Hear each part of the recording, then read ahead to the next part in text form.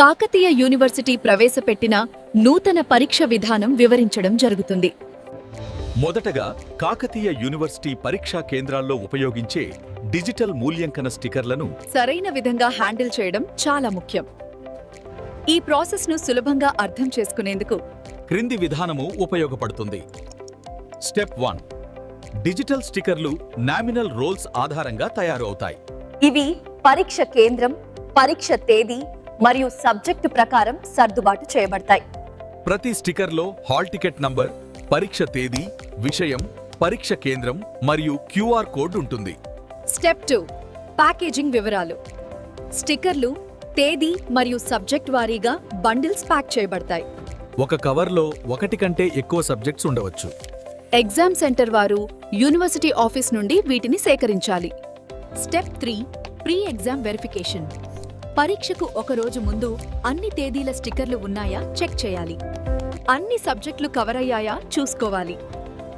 స్టిక్కర్ల సంఖ్య విద్యార్థుల సంఖ్యతో సరిపోతుందా నిర్ధారించాలి.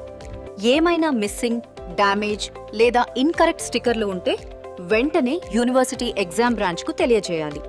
స్టెప్ 4. Exam day preparation. పరీక్ష రోజు ముందు స్టిక్కర్లను రూమ్ వైజ్గా సార్ట్ చేయాలి. ఇన్విజిలేటర్స్కి ముందుగానే పంపిణీ చేయాలి. స్టెప్ 5. Invigilator process. ప్రతి ఇన్విజిలేటర్ ప్రతి బెంచ్కి వెళ్ళాలి. స్టూడెంట్ హాల్ టికెట్ నెంబర్ మరియు స్టిక్కర్ నెంబర్ మ్యాచ్ అవుతుందో చెక్ చేయాలి. ఆన్సర్ స్క్రిప్టుపై సరైన స్థానంలో స్టిక్కర్ అతికించాలి. స్టెప్ 6.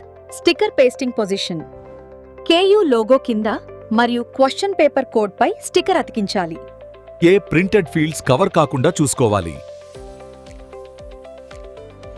స్టిక్కర్ సరిగ్గా అంటుకునేలా చూడాలి.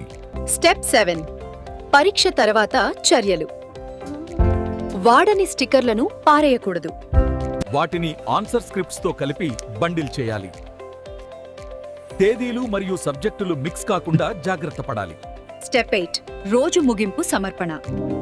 రోజు చివర అన్ని ఆన్సర్ స్క్రిప్ట్స్ మరియు అన్యూజ్డ్ స్టిక్కర్లను యూనివర్సిటీ ఎగ్జామ్ బ్రాంచ్కు సమర్పించాలి. ఈ ప్రాసెస్ను ఫాలో అవడం ద్వారా ఎలాంటి గందరగోళం లేకుండా స్మూత్ ఎగ్జామినేషన్ నిర్వహణ సాధ్యమవుతుంది.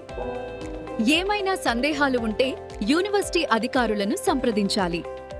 ధన్యవాదాలు.